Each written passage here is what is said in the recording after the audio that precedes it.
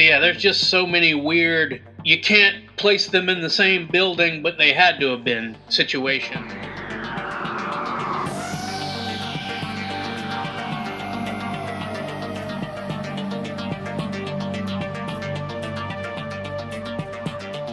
Thank you for joining me on the Unrefined Podcast. I'm your host, Brandon Spain, along with Lindsay Waters, where each week we delve into the mysteries that shape our world, from the tangible to the supernatural, with the foundation rooted in biblical truth. For more content and exclusive resources, visit us at unrefinedpodcast.com. Now, let's dive into this week's episode. Hey, y'all. We've got something wild for you today. Lindsay and I have been doing some research, and we're about to unravel a case that's darker and way more twisted than the headlines ever told you. The so-called Son of Sam murders. Now, you probably heard the basic version. Lone gunman, talking demon dog, case closed. But what if that's not even close to the truth? What if David Berkowitz wasn't the only one pulling the trigger, or even calling the shots? In this first part of a multi-episode series, we're going to pull at the threads Maury Terry followed: cults, coded letters, Manson connections, satanic rituals, and a possible coast-to-coast network of evil hiding in plain sight. This is going to be the beginning of a fun, deep dive. We kind of just got interested in this case, and Lindsay's always kind of been interested in the whole Manson, the family, that kind of stuff, and this kind of led us to a trail that led us to the Sons of Sam, is what we're going to call it. It's like a network type situation, which we're going to get into. So everything we know about the Son of Sam case that is actually in a lot of ways still open, right, Lindsay? It's a closed case on paper, but people are still investigating this, aren't they? Isn't that your understanding? Yeah, I think so. There was this new Netflix show, which the new book has a thing on there about the Netflix show, and which is really interesting. We'll get into that probably in a few minutes about our perception of that. What if David Berkowitz wasn't the only killer in the whole Son of Sam ordeal? So to go into that, we're going to have to kind of lay the foundation and just look at the different perspectives of this, that David Berkowitz didn't act alone, that he wasn't just spoken to by a dog and told to do this, which we'll get into. And what we've been diving into is that basically that there's a very high probability, I would say, Lindsay, that this is connected to a secretive cult with Charles Manson, satanic rituals, and even other serial killers. The more we've dove into this, a new one came up on my radar a few weeks ago, the Zodiac Killer, possibility to tie with it. And even in this book of Maury Terry's, somebody alluded to some connections to the Hillside Stranglers. And it begins to make you wonder how many crimes have been committed that and he talks about that, Maury Terry, which we'll get into in his book, a crime that occurred before the Sons of Sam that they think was connected to this, but they didn't have the framework yet. The 44 caliber killings hadn't started happening yet for them to piece it to it. So basically today, Lindsay and we're going to be taking a deep dive into Maury Terry's book and just other stuff that we've done research on, some stuff from Ed Sanders, just to begin this journey into the Sons of Sam.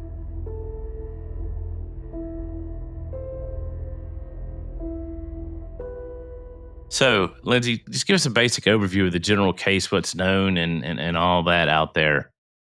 Starting summer of 1976, New York had a rash of shootings, usually women. It was kind of summer. Disco was kind of a thing, and you also had punk rock, and I had to mention that. And yeah, punk rock. The shootings were all connected. They were all kind of young women, and if there was a man there, he would usually get it too, but it seemed to have been targeting women. Yeah. The first one was in July of 76. It was in the Pelham Bay area of the Bronx. It was Jody Valenti and Donna Lauria. They were just sitting in a car. A man approached and fired 3 bullets. Lauria was killed instantly. Valenti got shot in the thigh. She survived. She described her attacker as a white male in his 30s, approximately 5'8", 200 pounds, short, dark, curly hair. And now listen to this, you guys. This is important. Lindsay's describing these guys because it's going to become something's going to become quite apparent as he continues to describe these these guys. You keep going, bro. October 23rd of 76, two more people, Carl De Niro, age 20, and Rosemary Keenan, were shot in the Flushing, Queens area. Both survived. De Niro was struck in the head by one of the bullets. Police would later speculate De Niro may have been mistaken for a woman due to his long hair. November 27th, 1976, a couple is attacked by a man in military fatigues. Donna DeMasi, 16, and Joanne Lamino, 18. Now, was there a type, Lindsay, that this killer seemed to be? I forget. Targeting? It seemed like, I know there was a hair color because women started dyeing their hair Red. I remember that. Yeah, different colors. It wasn't red. Yeah. I want to say it may have been blonde to begin with. Yeah, you guys. There's a lot of this, so we have to reference this because there's so many details that it's impossible to remember. Yeah. Okay, so January 30th, 1977, Christine Freund and her fiance, John Deal, were shot as they sat in Flushing, Queens. So we're still mostly in Queens. Deal had minor injuries. Freund was shot twice and later died in the hospital. There appeared to be no motive, as far as they could tell at this point. Yeah. Have they connected these yet? I mean, I think just so far it's just the 44 caliber bullets. Yeah. So he was dubbed the 44 caliber killer. And the assailant appears to be attacking young women with long dark hair. Yeah. At the time, police said they were looking for multiple suspects. So January 30th, they're looking for multiple suspects. Y'all keep that in mind now. This is important. Yeah. March 8th, 77, college student named Virginia Volkershian was shot in same neighborhood where Freund was shot in the head, died instantly. With local newspapers and daily news, New York Post now reporting on the shootings on a daily basis. It was revealed at press conferences 2 days after Volkershian's murder that police strongly suspected the same .44 Bulldog revolver had been used in the attacks. Which is not a very common pistol to use for this type of thing, right? Yeah, this is rather uncommon. Yeah. Okay, so April 17th, 1977, the killer announces his identity. In the early hours of the morning, Valentina Suriani, 18, and her boyfriend, Alexander Esau, 20, they were sitting in Suriani's car in the Bronx. When they were shot twice, Esau died at the scene. Suriani died later in the hospital. For the first time, the killer announced his identity via a handwritten note left for the police at the crime scene, in which he referred to himself as Son of Sam and promised killings would continue. Yeah. All right. May 30th, 1977, a columnist. This is the famous Breslin letter. Yeah. Now, who's Breslin, Lindsay? He was a columnist for the Daily News. Jimmy Breslin. Mm-hmm. This was the famous "Hello from the Gutter," I believe.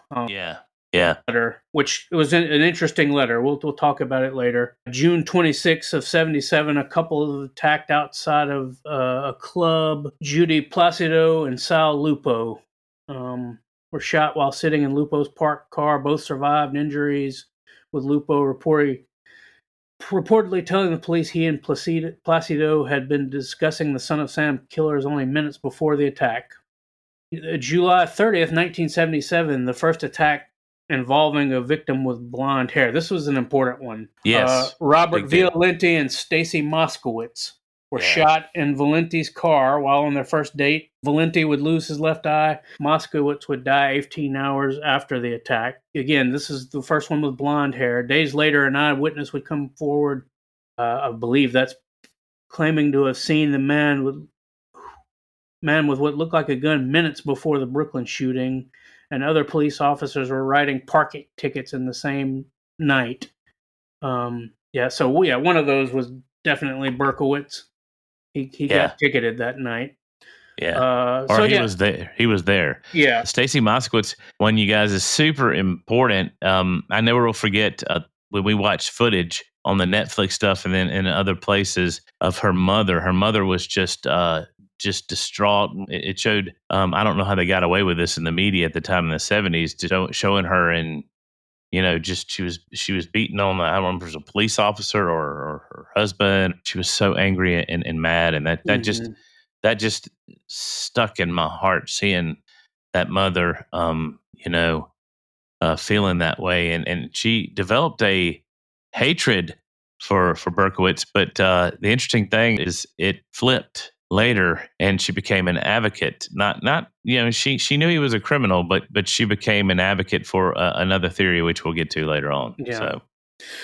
So yeah, in August 10th, 77, David Berkowitz, we've all probably heard of him before, of Yonkers, is finally arrested. He had been investigated for a while. Police found his car and discovered a rifle in the back seat, maps of the crime scenes, and ammunition. They waited till he left his apartment and arrested him. Said something about, like, what took you so long? Well, and that eerie smile. Yeah. You'll never forget all the pictures. The smirk, yeah. When he's being brought in, that smirk, that smirky smile, even right then there was a lot of just really sus things, which we'll get into the Moskowitz killing and how it all came out. We'll have to detail that probably later on because it's kind of complicated. But and so what did Berkowitz say? I mean, what was his story? When they arrested him, initially he just kind of confessed all of them. Well, but his MO was when he was trying to maybe make himself seem insane that he was hearing. Yeah, obviously, the dog. He claimed a dog of his neighbor was giving him messages in his head and telling him to go kill these people, and dog named Sam. Yeah, a dog named Sam, which is important. Yeah. So case closed, basically. Yeah, exactly. Yeah, that's what we need to do. I want to focus on this, and if there's any law enforcement out there, I'm not meaning to besmirch you or anything like that, but in this case, the police, and I'm setting this up a little bit, they really got tunnel vision. Once he came forward, lone gunman, deal done. Like you said, case closed. Yeah. And so that causes policemen to not really look into any other areas or avenues or other cases, or even look before these cases to see if there's any similarities or anything like that too. And so, that's just the narrative that came out when he was arrested and was put out there. But remember, you guys, like Lindsay said earlier, they at first believed multiple suspects because why? Well, for one, the different descriptions were vastly different. If you just look at the composite sketches from that time, I mean, you got curly hair, straight hair, longer hair, short hair, blonde hair, skinny guy, heavyset guy. I mean, different noses. And to be fair, we all know composite sketches and eyewitness accounts aren't super accurate all the time, but these were just very vastly different. Also, like night and day different. I mean, Tommy Zano, one of the guys who was a witness at the Moskowitz, he described a guy. He saw the guy walk up and shoot into the car. Yeah, he described a guy who was kind of slender and had longer hair and blonde, like kind of parted down the middle. I think, if I recall. And possibly wearing a wig, but definitely not Berkowitz's build. In fact, first time he saw Berkowitz. Unsolved Mysteries season 1, episode 6 and 7 did a great segment on this. Well, couple segments. They did 2-parter back in the late 80s, and they actually had Maury Terry on, and they went into some of the Minot, North Dakota stuff we're going to go in later. But he said when he first saw Berkowitz, he's like, there's no way that guy got that fat. That was his own word. That got that fat that quick. I mean, he was a stocky guy. Yeah. He was short and stocky. Short, stocky guy. Yeah. And this guy was clearly a skinny guy with much different hair. So yeah. Hey, what episode was that? Where the people can maybe go back and listen to it? I'm gonna put it in the show notes, but it was season 1, episode Season 1, episode 6 and 7. It's the first segment on episode 6. It's like segment 2 or 3 on episode 7. But yeah, that's on free on several streaming platforms. Yeah. So you hard to find. Yeah, it's on Prime definitely. for sure. Prime for sure. Yeah. So wow. So here we have the case, and here enters politics, which we'll get into later. Goes deeper than politics. I mean, politics are involved, but at the initial here, we have a mayor that is desperately fighting for his political career to stay a mayor, and we know how. I mean, let's just face it, politicians are, he wanted this case closed, he wanted it dealt with, and he wanted to take the win. He wanted to take the W in his side, and so let's push it through. This is it. And there was a lot of interesting police type. I mean, we might as well go ahead and reference it. Netflix did an entire documentary on this, which we watched, but definitely had an angle, and we haven't figured it out yet. Definitely had an angle. It was based on Maury Terry's book. However, when you read the book and watch the Netflix, you're like, what? Yeah. This is the same story? And Lindsay had watched it first, and he told me about it, and I was like, nah, I can't differ that much. But I read the complete book, and it was just so much to it that was left out, which was really interesting. So, and we'll dive more into that in this episode and in episodes to come. And we have a guest that's coming on that's really going to go into the whole cult aspect of it. So, Berkowitz is in there, and there was this big controversy that muddied the waters, and I wonder if it was intentional. Of some people got a guard to take some pictures of him sleeping in his cell, and that was a big scandal. And I think the guy that got it, he went to jail, didn't he, Lindsay? The guy that not the guy that took the pictures, but the guy that paid the guard off. Yeah, pretty sure he did. He went to jail for that, which I don't know what kind of crime that is. Came out on, I think it was a New York Post cover of him asleep in his cell, which is, that means there was an inside man and taking pictures and observing him and stuff. Anyway, that just muddied the waters and made things even more confusing. Let's kind of jump into Maury Terry's life now and how he enters this, and kind of let's go at it from his perspective, Lynn. It's interesting to me. He lived in Yonkers at one time. Yeah, Maury did. Yeah, right near. Like, I think may have even sort of known the Carrs that even who we're going to get more into later. Sorry, jumping the gun there, but yeah. No, you're not really jumping the gun, because that's where they arrested him at, was in Yonkers. He had a parking ticket, and they went up to his car, and he said, "Well, you got me. Yeah, I'm the son of Sam. I'm not. Don't quote me exactly for that, but I mean, it was just no coercion, no nothing. He just spilled the beans, which is really interesting. But Yonkers was a part of all this, and Maury Terry, I really do think that he was interested in this kind of stuff because he was working at IBM and he was bored with his job, but I think what really pulled him into this was the fact that he lived in Yonkers, super close to, like, blocks from where that apartment complex that Berkowitz lived in. Yeah. So he got pulled into it, and man, did he get pulled into it. Part of me, when I was reading this book, I really had a lot of empathy for him, because I know with my ADHD, I know how I can get sucked into a focus on something, and you just go down this rabbit hole, and you go down a rabbit hole. And if you don't have, I mean, this is good for you podcasters out there that listen to us, and other people that are interested in all this kind of stuff. You've got to have safety measures in place where you don't go down the rabbit holes and don't get out. And Maury Terry is a lesson for that, and I think that's why our relationship with Christ and having other interests and hobbies and all that all comes in handy to keep us from getting sucked in to evil, the ultimate evil. So So anyway, that's sidebar, but I just think that's an important thing to realize, because we're interested in this stuff. We don't like the crimes, but we're interested in stuff and finding out deeper things. But we need to have some preventatives in our lives to keep us from going deep. So Maury was reeled in, and he started seeing cracks in the story, I guess is a better way to put it. So what are some of the things, Lindsay, you think that were the big things that really stuck out to Maury? Well, we already talked about the different descriptions of the assailant. Yeah, that's huge.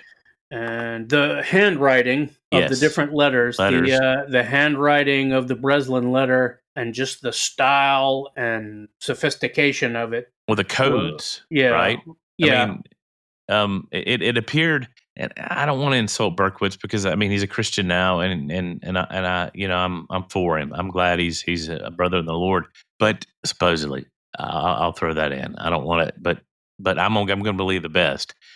But he didn't have, to me, the intelligence level to do some of these codes that were in these letters that came out. Yeah. I know he did do some of them, but I just don't see him as the mastermind. And it's quite apparent when those letters start coming out that it seemed like he was less the mastermind. What do you think about that, Lindsay? Do you? Yeah, the letter dropped at one of the crime scene and the Breslin letter were just very different. And I mean, the handwriting was different, according to a handwriting expert.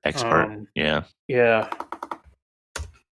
And so, just things like that. And then Terry, slowly but surely started seeing these weird connections with this shadowy group that was supposedly meeting at Untermeyer Park and in Yonkers, and it stories about dog sacrifices. And they were finding a lot of German Shepherd dogs. Shepherd that had been killed and things like that. Well, and there was even a supposed eyewitness, which Berkowitz later on came and said that it wasn't him, but there was an eyewitness, and we don't know the truth with this, that he tried. Did he try to get a job with a animal shelter? Yeah. Yes, he did. And so he was. I think he was denied the job. I think it was kind of sus. The people were kind of sus with him, but just an avenue to be able to get the animals. And if you're remotely familiar with satanic type stuff and rituals and all that kind of stuff, usually starts with animals. Just has to do with that sociopath, psychopathic type mindset. It starts with animals for animal sacrifice, and apparently, this group in Untermeyer Park were sacrificing animals, and the interesting thing about this is it is Maury started making connections of where these areas where they were doing the stuff were in the gutters.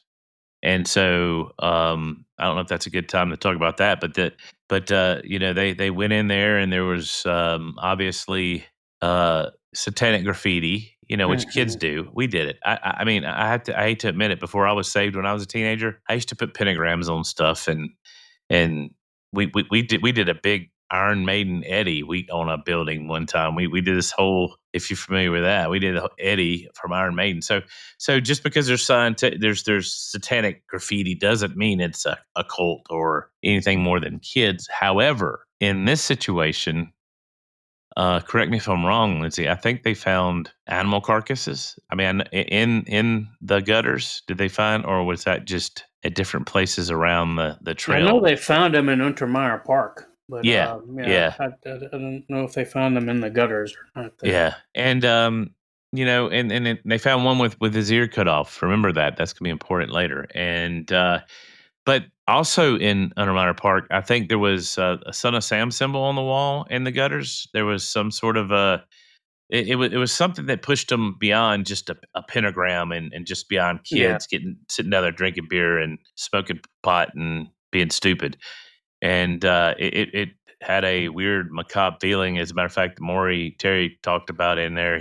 He felt really weird when he was in there. I think his spiritual discernment went off that something evil was going on there, and he just didn't have the vernacular to say that. It was truly brought an interesting kink to the case, and then that's when they started getting the political pushback from certain police officers. There was one in the Netflix, I can't remember his name, man. He was hostile. Even still in the Netflix video, he was hostile towards Maury Terry. I can't remember his name. Started with a P, I think. Anyway, I don't remember his name. Just check that out. But if you check out the Netflix video, you guys read the book. Don't just trust the Netflix video. Well, the book, and I mean, so first of all, the newest edition of the book, the guy who did the Netflix documentary Sons of Sam, Josh Zeman, he did the foreword for it. And he did. Yeah. It's an advertisement now for that documentary, and he kind of befriended Maury Terry. They hung out and ate tuna sandwiches, and he just kind of like, I don't know, it wasn't till I didn't really suspect the maybe I'm just a fool. The documentary convinced me of multiple shooters in the process involvement, but I could see a little bit of trying to discredit Maury Terry in there. But definitely the foreword was like, he just says, walks you up to the edge and then backs off and says, well, I mean, what if the conspiracy is there is no conspiracy and no one's in control, kind of thing. Which reminded me of that movie, Leave the World Behind or whatever. Or a little bit. The same statement they made there to discredit all conspiracy. So you just keep that in mind when you watch the documentary and buy the new edition of the book. That I don't know Josh Zeman, but it was a strange way he. Well, and the other thing about it too is it almost makes you start to wonder what his angle was, because obviously a lot of these characters we're going to get into, a lot of them may still be alive, and I'm just going to do some shade tree some shade tree investigation here, and probably think that a lot of these dark characters are still in power and doing a lot of the same things that went on back then. And I wonder how far this is still, journaling, particularly when we get to the point where we connect some other things, and then we have another guest that's hopefully going to come on and she's going to dive deep, hopefully, into the Process Church, which we might as well kind of go into them. I don't want to go too deep into them because I want to let her, really just give a basic outline of all that kind of stuff. But let's just talk about that, which I did forget one other thing with the crack in the story of Maury Terry. He had later prison interviews, which we'll get to, where he admitted to multiple people being involved, but he was just scared. And I still, to this day, because we have another podcast and a co-host coming on, which is going to be a more encouraging type podcast. It's his journey through Christianity and stuff like that. I still, in my mind, think that he's lying. Mm-hmm. I don't think he's lying because he's trying to protect. I think he's lying because he's scared, and that some of these players might still be involved in the world and can get to him in prison. And so I'll just leave that alone. Yeah. So, wow, we've managed to establish just the basic thing. Okay, David Berkowitz is in jail. They're the policeman, and I'm going to use this term because I mean, dude, if you can't see that they're trying to railroad him through, policemen get that. I mean, it's just a peril of their job. They get tunnel vision and they think they got their guy, and they begin to not look at anything else that goes outside. And that's not just policemen, you guys. That's investigative reporters, journalists, podcasters, conspiracy theorists, and all that kind of stuff. And me sometimes, me sometimes. And we've got to. We had an interview with Doug that we released where he keeps an. I always say this word wrong. It's falsibility, I think, is what it's called. Falsifiability. Falsifiability. That's it. And we have to keep that in mind. If it's so neat and vacuum packed that there's no way it cannot be true, that there's no holes in it, then it's not probably not true. And I think that's important when we look at anything like this, is that we could be wrong, and we need to be able to admit that and walk in that. Maury Terry went down the rabbit hole so deep that he would find, you'll see this in the book, he would find excuses for everything, which he kind of put that principle of falsifiability on the side. Not judging him, I just understand how it is to get sucked into something like this, particularly if you have ADHD. You get sucked into this type of stuff. So let's talk about the Process Church.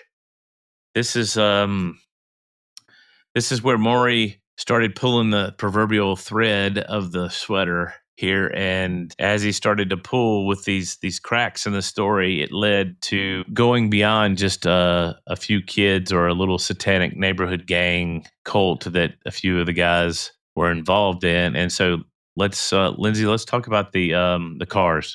I think that's a good time to start talking about the Carrs. Well, the Carrs, they were a family that lived in Yonkers. The patriarch of the Carrs' name was Sam. They lived close to where Berkowitz lived there. They had a dog. Yeah, they had a dog. And interestingly enough, John and Michael, two of the sons. Yeah. John's middle name was Wheat. They had a sister named Wheat as well. That can get a little confusing sometimes reading about it. Yeah. And in the Breslin letter, John Wheaties, strangler of young girls, or something like that, is mentioned. I think he also went by the nickname Wheaties. Wheaties, yeah. Yeah, I could be wrong. But yeah, he was in the Air Force and spent, kind of back and forth between the New York area and Minot, North Dakota, where there's an Air Force base up there. All right. So John Carr we're talking about here. Yeah, John Carr. But I want to interrupt you 1 second. Something I forgot that I think is super important. You know what I'm about to say. Berkowitz was in the military as well. Yep, he was in the military. During the Korean War. No. Well, he was stationed in Korea. He was stationed in Korea, yeah. It was during the Vietnam War.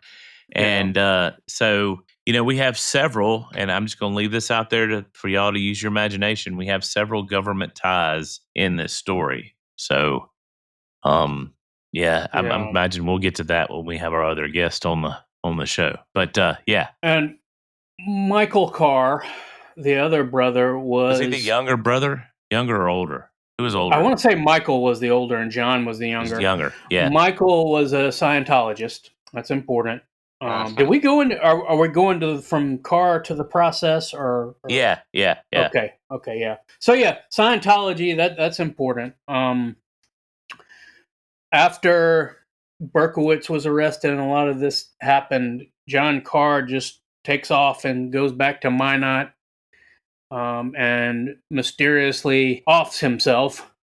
And if you see the pictures, it's definitely a mysterious way to off himself. They're really gory. I'll add the disclaimer.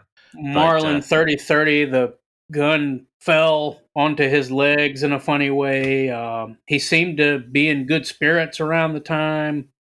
It just... There was a perspective 666 on his hand that was there. Mm-hmm. And the blood splatter. If they had that Chinese guy that was in the OJ case, I can't remember his name. It's the expert at blood splatter. If they would have had him there, probably it would have come out with different. But keep in mind, you guys, the police are trying to. They don't want any more loose ends. They're trying to tie up everything. And so anyway, keep going, Lindsay. Well, and Michael Carr, his brother, died, I think, less than a year later in a car accident. Really terrible car accident. So it's just odd that both of them would die so soon. Car accident. It was very suspicious. Yeah. Yeah, and Berkowitz mentioned them, I want to say, in some of the interviews, that they were a part of the Untermeyer cult group. Group, yeah. Which was interesting because a lot of times in governmental type conspiracies, and I really think that this was kind of learned from Masonic type things, is you compartmentalize people where and cartels do this.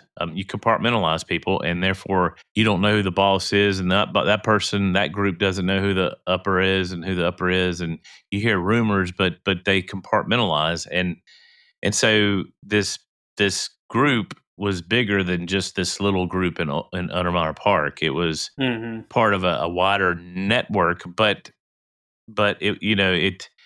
it's always very, like I said, compartmentalized and loose. Mm-hmm. So as Maury continued to investigate the cars and all this kind of stuff, what other kind of things did he find, Lindsay? Well, I mean, at some point, I can't even remember exactly how he got on the process, but did you have something specific in mind there? Because I'm not sure. Yeah, no, Sorry. that's okay. We get that. But no, yeah, I mean, I'm just trying to lead into the process, setting that out. But yeah, I think it led from the Minot. Yeah. Well, yeah, in Minot, there were some weird things. This is in the Ultimate Evil. It's also on the Unsolved Mysteries, the episode 7, the part 2 Arlen of the Arlen No, Perry. no, no. I'm just talking about Minot here. Oh, That Minot. was Yeah, that yeah, yeah. was she was from the Bismarck area, That's but right. That's right. also connected later. But Yeah, yeah, a guy named a Native American guy who knew John Carr named Camaro. Phil Right. Falcon. Phil Falcon. Falcon. Okay. Yeah, Okay. Phil Falcon walked in on John Carr and some guys basically making a sacrifice of a chicken or an animal in his house. Yeah. And yeah, I mean the Minot group was I mean it was kind of this open secret in the area. Everybody knew that there was kind of this satanic cult there. Even the policeman And yeah, that later got involved. It was really interesting. north. Yeah, edit that out, Sandy. The North Dakota um, police actually kind of were trying to work with the uh, New York police, which you have all the different boroughs and stuff like that. Well, all the other boroughs except for where was Santucci? Santucci, he was in the Bronx. When I he in the think so. Bronx? Yeah, he's the only one that left this open and was still looking into us. All the other guys were like shut and closed. And you begin to wonder who issued that order down. Perhaps a mayor that was wanting to get elected and have good favor. Because I mean, a lot of people don't realize that New York at this time period was not in good shape. I mean, it was just in a lot of I mean, it was slummy in a lot of Yeah. ways. It's not a well remembered history of New York during the 60s and 70s. A lot of it was just political unrest Mhm. in our country and the racial tensions and all that kind of stuff. But yeah, the North Dakota police of Minot wanted to work, and they realized that the only people that were really wanting to work with them was Maury Terry and Yeah. uh, one of the was it one of the guys that had gotten shot, that had he started working with Maury Terry yet? One of the I don't think so. I'm not Okay. sure. But it was but yeah, even in the video they have interviews of the Netflix video, they have interviews of these officers that realized, hey, something's going on here and it's bigger than just a one-man shooter. Just from the ties of John Carr and even Hmm. Michael Carr in Minot, North Dakota. Yeah. And so what I found interesting, Lindsay, is as they began to dive into this, the Process Church, which we'll get to in a second, they had come from England Hmm. after their little stint down in South America ish, Caribbean ish, and they put one in New York, an Hmm. office. They put one in New Orleans, Yeah. and apparently there was one in North Dakota. Right? Was it? It was in Minot or in Bismarck? It was in North I Dakota. mean, there were groups in both those towns, but yeah, there Yeah, was. in the Midwest, and then the other one, which will connects us to the City of Angels, where we've done a lot of work, is Los Angeles, which Yeah. we'll get into later. I don't know, Lindsay. We might have to make this a 2-episoder, brother. Yeah, I think so. we haven't even scratched the surface here. But Yeah. the process church. Let's lay a foundation for them. Who they are, what they are. Okay. Give them a little background. You've done some diving into them without going too much into it, where we let our other guest dive. So, well, yeah. I mean, I had heard about them years ago, just casually reading about Manson, and they would come up in different things. Notice the name he just said, Manson. Interesting. Yeah. That'll come back. Well, yeah. Well, and I watched a documentary years ago by Josh Zeman called Cropsy that relates to all this. A guy who worked at a mental institution in Staten Island, which connects to all this too, was accused of kidnapping kids and killing them. And yeah, there were rumors of a similar group in Staten Island. So, and anyway, yeah, the process Church of Final Judgment was started in England in the 1960s by a guy named Robert de Grimston. I think he was born Robert Moore, and his wife Mary Ann de Grimston. Yeah. She was like a former stripper and claimed to have been married to a Sugar Ray Robinson or some boxer at one point. Made her way to England, and they started out as Scientologists and just didn't like that organization and kind of broke away and started their own group. They kept the E-meter initially, things like that. And for those of you who don't understand what he's talking about with Scientology, it is a self-help religion. I mean, it's not a specific deity type religion, but it is still a religion because it deals with spiritual things. And they audit you to change your character and to form you, and they use these e-readers. I just wanted to throw that out there. Yeah. So yeah, they kind of broke with Scientology and started their own group. Started gathering young people around them.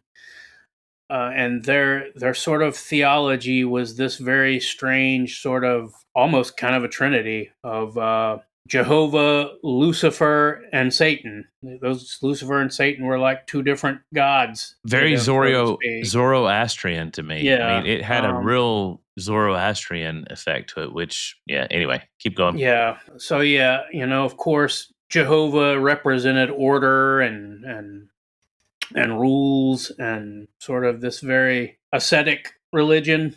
Stoic almost, yeah. Yeah, and Lucifer was just more, light, wisdom, but less order. And of course, Satan was just the primal darkness and do as thou wilt kind of thing. And there were actually 3 factions within the group.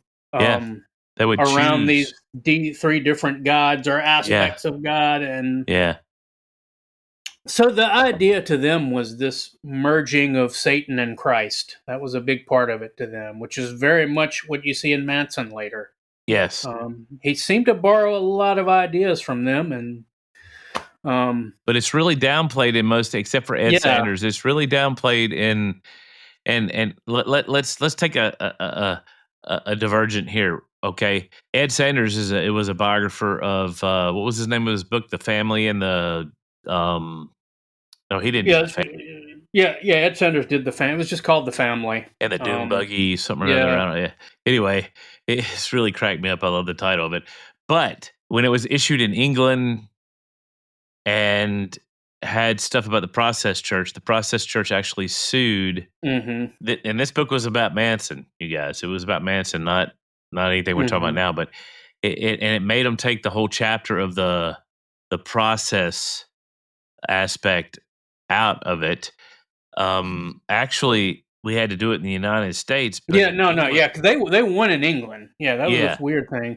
And in the United States, they settled, and part of the settlement was he had to take the the whole chapter about, and any reference to the process church in the book out of Ed Sanders. Ed Sanders, of course, was a huge countercultural figure. He was initially kind of he's one of those beatniks that transitioned into the whole hippie thing. Hippie stay, yeah. He had a band called the Fugs that were almost kind of an early sort of proto-punk band in a lot of ways. He's a very influential guy. And he just he's like Maury Terry. He got obsessed with this case and all the things attached to it. Same with Maury Terry and Son of Sam.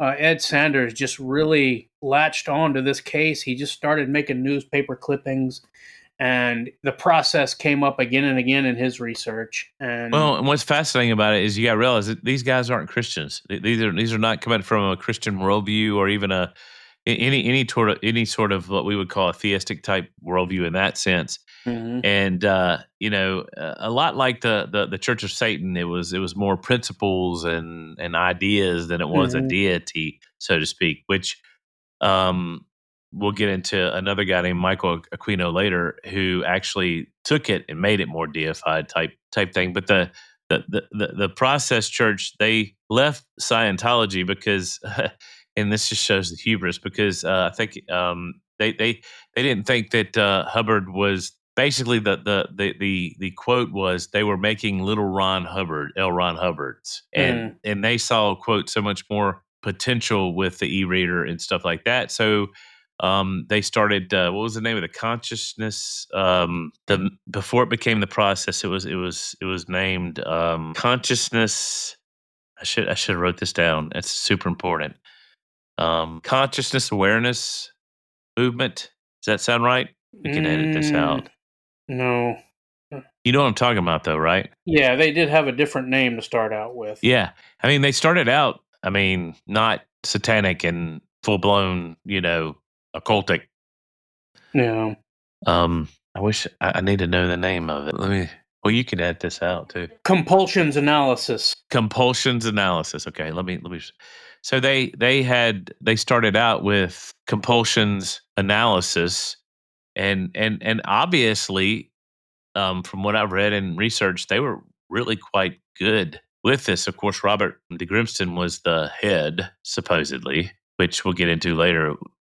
It was, a figurehead of it. But it just gradually evolved, as most these type movements do. Yeah, it was a head with a sock underneath it with a hand in that sock, basically. Yeah, a puppet. Exactamundo. Yeah, he nailed it. And so, and what's so interesting about it is their theology. It's really crazy. You look at it, and particularly us coming from a Christian perspective, Christian worldview, you look at it, and even from a secular worldview, you're like, that's insane. I mean, Satan and God working together to bring the end of the world, they're going to be reconciled, and and I'm not even getting it all right, you guys, because I'm not, a process expert. We're going to have one of those on here, but it all came back to the whole balance thing, which that's where I got the Zoroastrian thing. Yes, the yin yang is the balance of the two, of good and evil. Type thing, and then and they even couch it in terms of reconciliation of these two opposing forces. Yes, that was a big part of it. Yes, which sounds a lot like Mormonism. Where Jesus and Satan are brothers, pretty much. Yeah. Correct? Yeah. Yeah. And so. All these cult systems have these threads that are all similar that run through, which makes you begin to think that maybe it is releasing some of how the dark forces work or the sinister forces work in our world. And it's not the whole truth, but there's webs of truth in all these different cults and these different things. And it's important for us to know that, because that's how we combat that.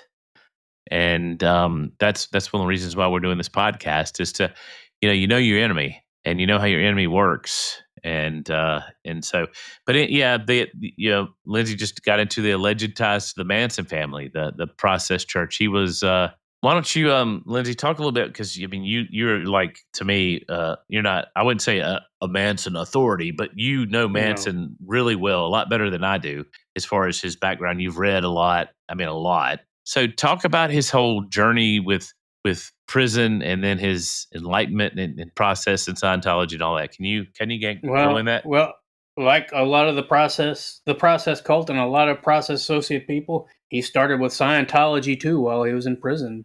Yeah, and getting audited. More than one person, himself included, claimed that he reached theta clear status.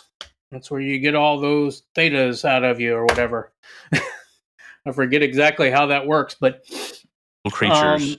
Yeah, he just, to have not have much to do with the process like some would have you believe. He just happened to, when he got out of jail, just be so many places. He was in San Francisco around the same time they were. Yep. He was in LA around the same time they were. He sent people to England who went and stayed with the process, as well as some of the as well as staying with at some sort of Scientology headquarters there for a while. Bruce Davis was one of them that he sent there, and I'll have to find the interview. He did an interview where he basically said, yeah, he sent people over there, and he was also getting bikers to do stuff for him in England, and of course, the process also was very much involved with the darker sort of, I guess what do they call them? 1%ers, biker community, the criminal biker community, many of whom were very much with Hollywood.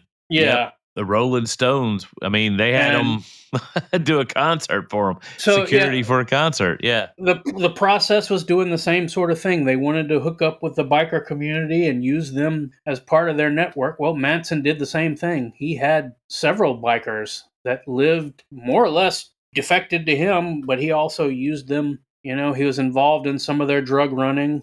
And he just used similar language to them, this idea of he himself being the sort of joining of Christ and Satan.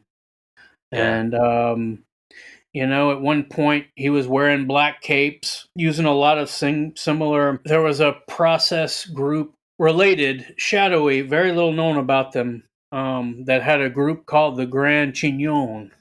Yeah, the Chignons, yeah.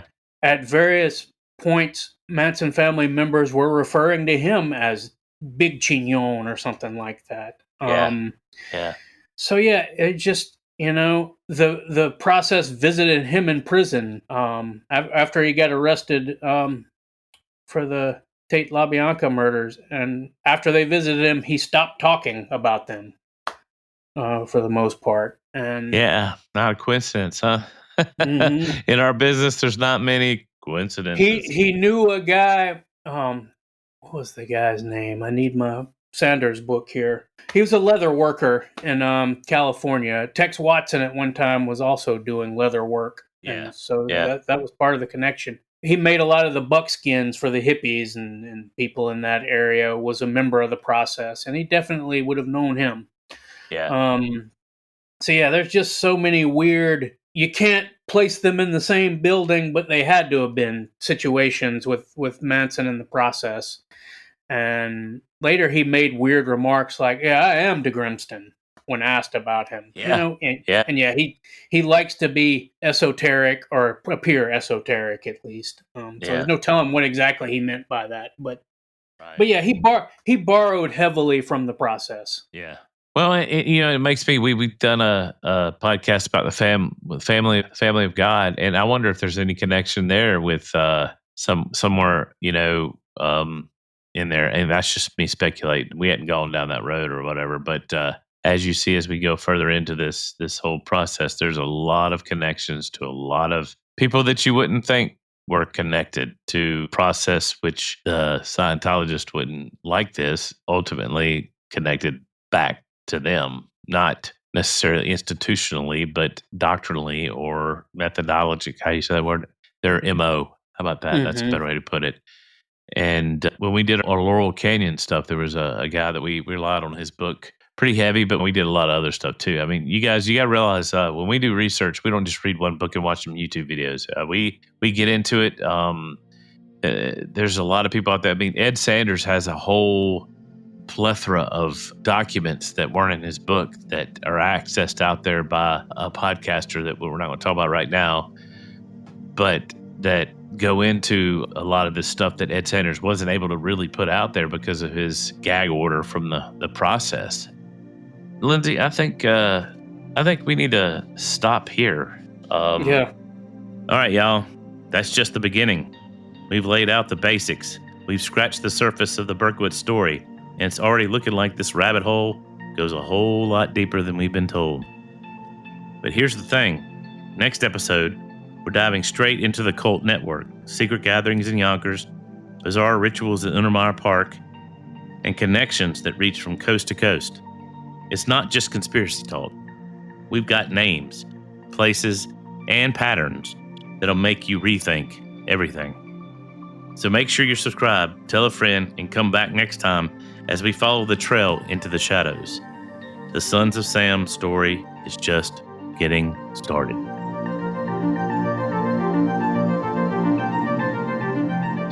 Thanks for listening and supporting us. And remember, stay naturally supernatural.